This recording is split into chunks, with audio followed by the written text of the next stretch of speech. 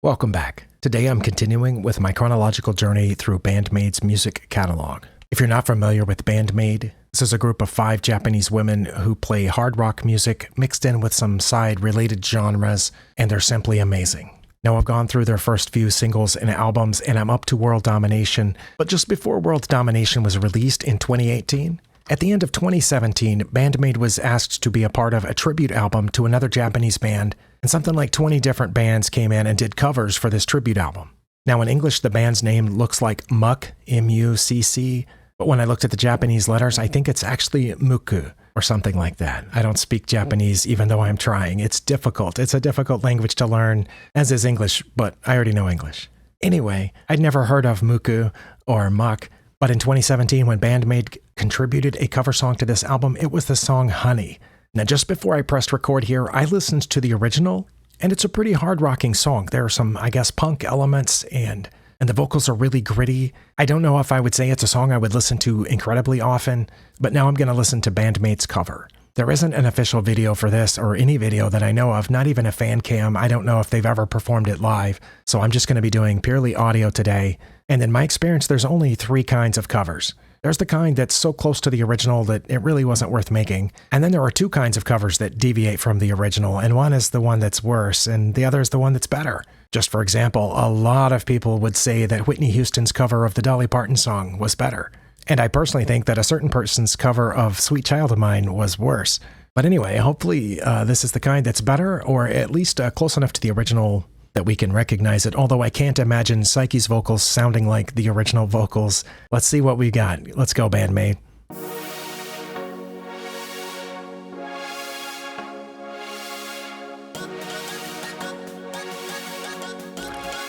Electronics?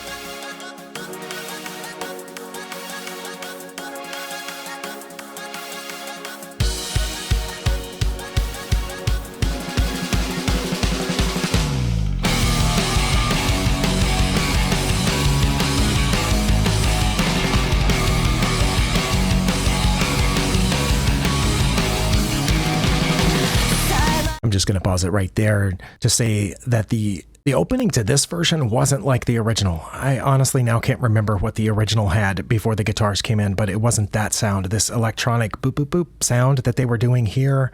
But when the guitars came in, it sounded surprisingly like the original when the guitars came in, even down to the effect and the tone of the guitar here, which is a tone and effect that we usually don't hear from Band-Maid, so they were definitely trying to sound like the original in this part. Let's back up a few seconds and keep going.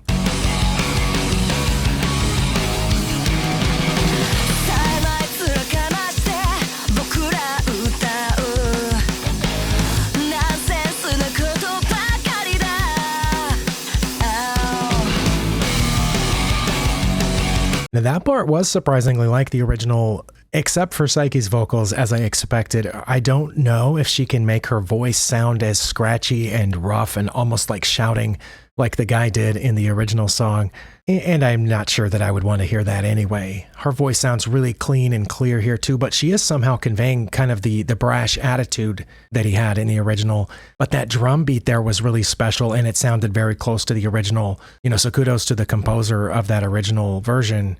That little, I guess that's an offbeat thing that Akane was doing there. And if I didn't warn you at the beginning, I do pause a lot to talk about what I saw and heard. In this case, just heard. So let's go.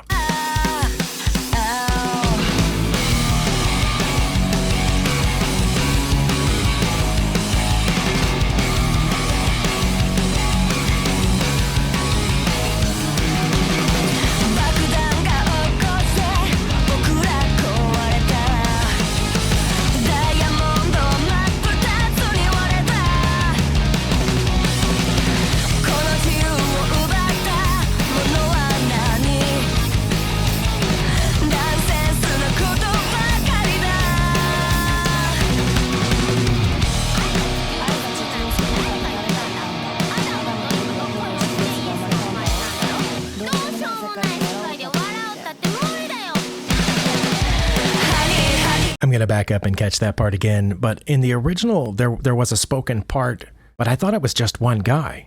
But here I've definitely got two separate voices. One I think is Psyche and one I think is Mucc. But one is low. It's almost like a throaty whisper, which I think is Psyche, and almost imperceptible with the higher, the one I think is Mucc over top of it. And they're talking at the same time, not like they're having a conversation. At least it didn't seem like that to me. And I also don't know enough Japanese to know if they were the same words that were in the original, just that that's where the spoken part was. And I think we're going into the chorus here, but I'm going to back up and catch that part again.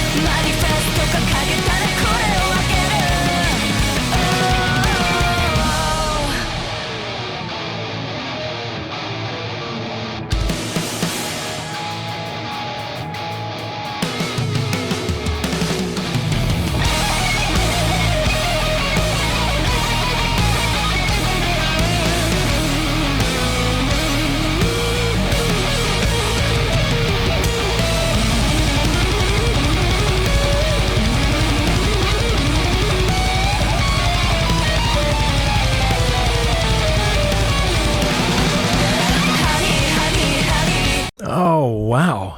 I honestly don't remember there being a guitar solo in the original. There was a little bit of a guitar break after that chorus, but it seemed like it was just messing around with the notes there. But this blistered out of the gate. There was a little bit of a waiting period there before it. I felt like I was holding my breath, just thinking there's probably a guitar solo here.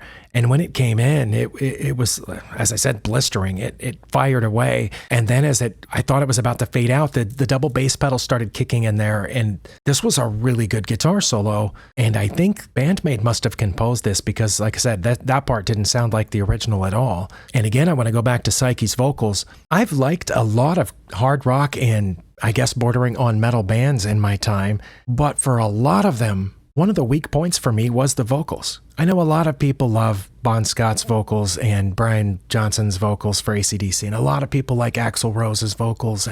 But for me, for those two bands, just to pick two examples that I always pick on here, the vocals were among the weakest parts of those bands for me to listen to. Not so with, say, Iron Maiden, where the vocals were one of the strongest parts of the band, But when I got to Band-Maid, I was like, this doesn't have the weak points of a lot of the bands that I used to listen to. The vocals are dead on 99% of the time, exactly what that song should have. There's nothing that seems broken about that voice. And for me, that's a major improvement from this song to the original, because in the original, in my opinion, the vocals were the weakest part of that. Now, again, the attitude carrying through was really strong in the original, and that was probably, a big part of the song. But as far as just the vocal quality, the way that the voice sounds and carries notes, I didn't think it was that good. My apologies if you're a fan of that band. But Psyche's vocals are, a 200% improvement over the original, in my opinion, for my tastes. And that guitar solo, which I'm going to go back and listen to right now,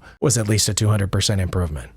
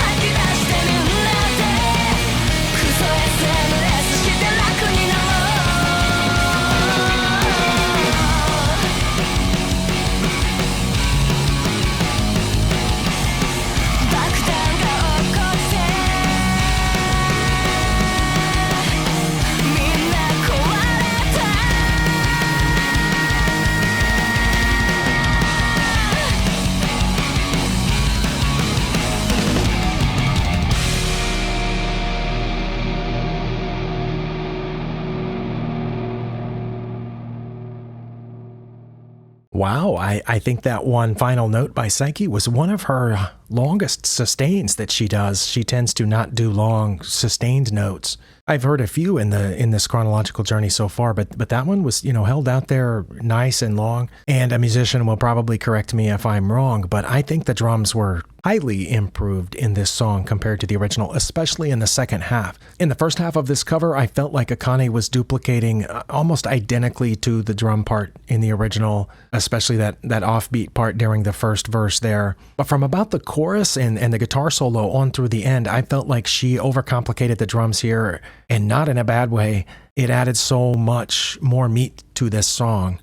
And also at the beginning, I felt like Misa on the bass guitar was doing almost a note-by-note copy of the original, perhaps to establish a degree of familiarity. But through the end, even though it didn't really shine in the mix, that it was detectable that the bass guitar was doing a lot more complicated things.